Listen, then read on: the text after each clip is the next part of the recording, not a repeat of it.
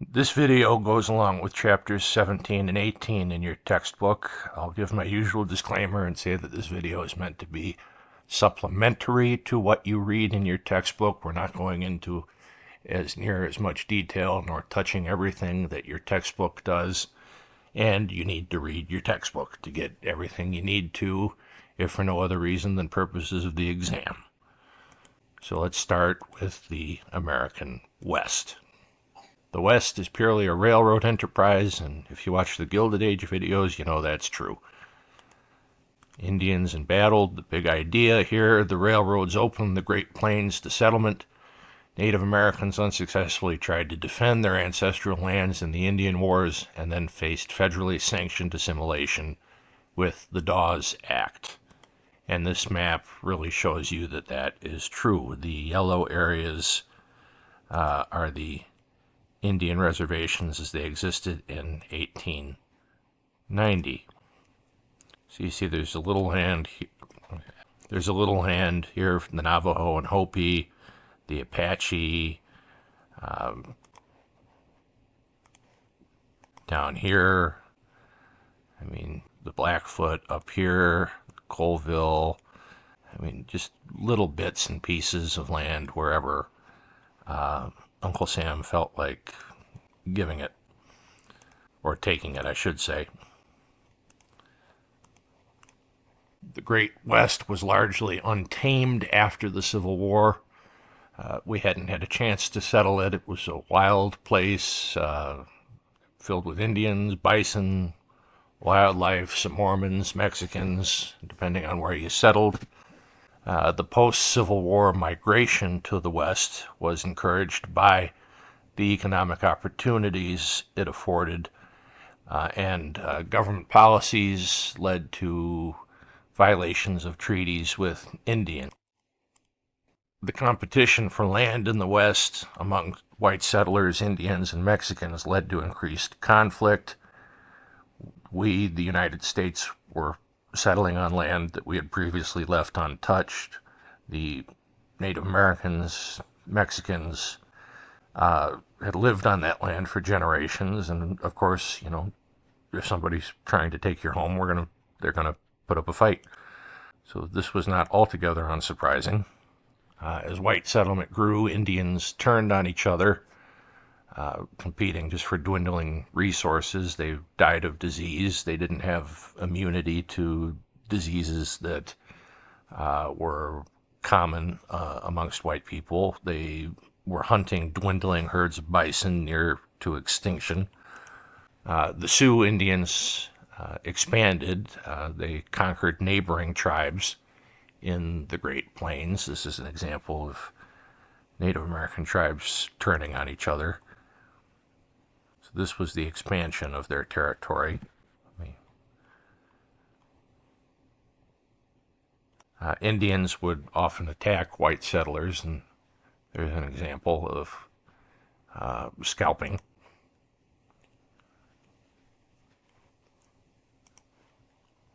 County of Socorro, Romulo Montoya, being duly sworn, deposes and says, "I am 39 years of age, and my post office address is Monticello, Sierra County, New Mexico. On or about the month of April 1880, in Sacano County, in the territory of New Mexico, I was the owner of the following property, which was taken from me by," I believe that says Apache, 10 head of cows, 3 yoke of oxen, 5 calves, 2 horses, 1 mule.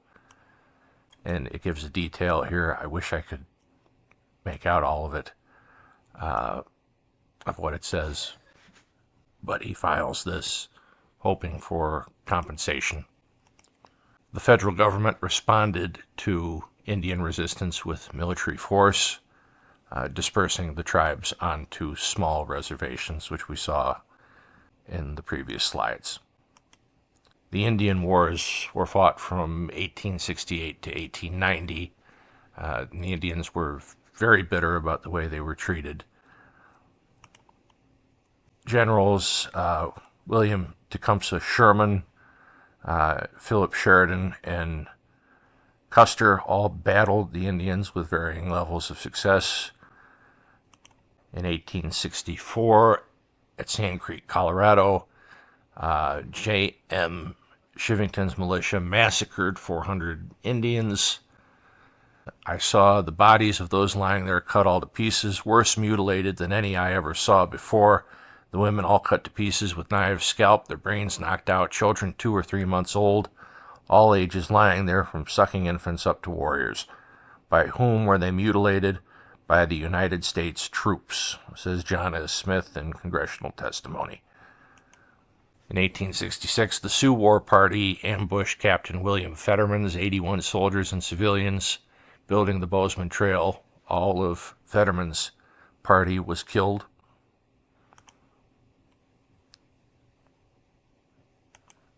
Colonel Custer, and I'm hoping it's not the first time you've heard his name, found gold in the Black Hills of South Dakota. Thousands of people flocked there as a result onto the Sioux reservation. The Sioux fought back, went on the warpath, and destroyed Custer's 7th Cavalry Unit at Little Bighorn.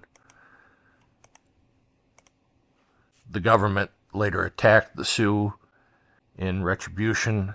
Their leader, Sitting Bull, here pictured, escaped. The Nez Perce Indians revolted when gold seekers took over 90% of their reservation. Chief Joseph surrendered his troops after a very long battle. I am tired of fighting. Our chiefs are killed. The old men are all dead. It is cold, and we have no blankets. The little children are freezing to death. My people, some of them, have run away to the hills and have no blankets, no food. No one knows where they are, perhaps freezing to death. I want to have time to look for my children and see how many of them I can find. Maybe I shall find them among the dead. Hear me, my chiefs. I am tired, my heart is sick and sad. From where the sun now stands, I will fight no more forever, says Chief Joseph in a speech announcing his surrender. The Apache Indians in Arizona and New Mexico were the most difficult for the government to subdue. They were led by Geronimo, pictured, but they surrendered after being pushed into Mexico. Ghost Dance movement, led by Wovoka, reflected a spiritual reawakening among the Plains Indians, predicting an end to white settlements in the West. The railroad helped to tame the Indian population. Millions of buffalo, which were a staple of the diet and culture of the native peoples, roamed the prairie, but were being hunted for furs, meat, and sport, and again were being driven to near extinction. Here's the demise of the buffalo at the mercy of the railroad. Just a bunch of hides there.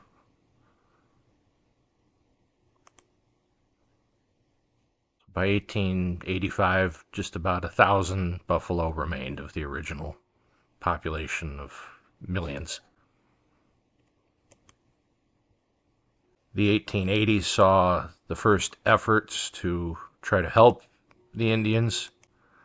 Helen Hunt Jackson's novels, Century of Dishonor, helped to encourage this support. She says, I'm going to write a novel in which will be set forth some Indian experiences in a way to move people's hearts. People will read a novel when they will not read serious books. If I could write a story that would do for the Indian 100th part what Uncle Tom's Cabin did I would be thankful for the rest of my life. The humanitarians wanted to help Indians assimilate. Hardliners wanted to kill them all.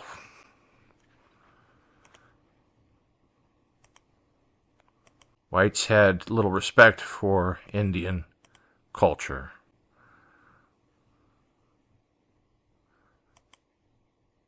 So the Dawes Act in 1887 ended legal existence of all tribes and told Indians if they conform, they may attain U.S. citizenship in 25 years. The Dawes Act was also known as the General Allotment Act. It authorized the president to break up tribal lands into individual plots for Native American families. The primary goal was forced assimilation of Native Americans into mainstream Euro-American culture by replacing communal tribal landholding with individual private property ownerships. Some of the key provisions were land allotment. Reservation lands were divided into specific parcels. 160 acres for each head of family, 80 acres for single adults or orphans, 40 acres for minor children. Citizenship: Native Americans who accepted the allotment and adopted the habits of civilized life were granted U.S. citizenship. There was a trust period. The government held the allotted land in trust for 25 years to prevent it from being sold or taxed immediately. And surplus lands, any land remaining after allotments were distributed, was declared surplus and sold to non-native settlers and corporations. And the historical impact of this act was immense. There was massive land loss. Between 1887 and 1934, Native Americans lost over 90 million acres of land, approximately two-thirds of their 1887 land base. There was a cultural erosion. The act aimed to destroy tribal social units, traditional governance, and communal identities. It was often accompanied by the forced placement of children in Indian boarding schools to strip them of their heritage. As the original allottees died, their land was divided among multiple heirs, leading to fractionation, which were parcels of land so small they were impossible to farm or manage effectively.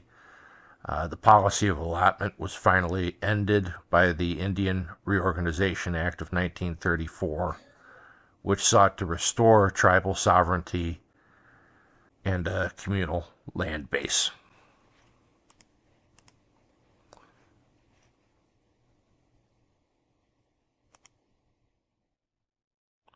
In 1924, full citizenship is given to all Indians. A great general has said that the only good Indian is a dead one, and that has been an enormous factor in promoting Indian massacres. In a sense, I agree with the sentiment, but only in this, that all the Indian there is in the race should be dead. Kill the Indian in him and save the man, said Captain Richard Pratt in 1887. In 1879, the Carlisle Indian School in Pennsylvania taught children to act white, and I don't know if I've had occasion to be in a few of these schools that have been preserved. It just, I don't even know what to say about it. The civilizing process at Carlisle began with clothes. Whites believed the Indian children could not be civilized while wearing moccasins and blankets. Their hair was cut because in some mysterious way long hair stood in the path of our development. They were issued the clothes of white men: high-collar, stiff-bosomed shirts and suspenders fully 3 inches in width were uncomfortable. White leather boots caused actual suffering. Luther Standing Bear, one of the first students to attend the school. I felt that I was no more Indian, but would be an imitation of a white man, said Plenty Kill, a Lakota Indian. So Jim Thorpe is widely considered to be one of the most versatile and greatest athletes in history.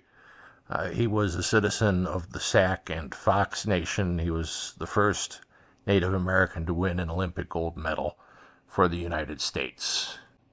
Played in the NFL, MLB, and professional basketball, as it says on the slide. He was voted the greatest athlete of the 20th century by ESPN. By 1900, Indians had lost half their land, but the population of Indians actually grew.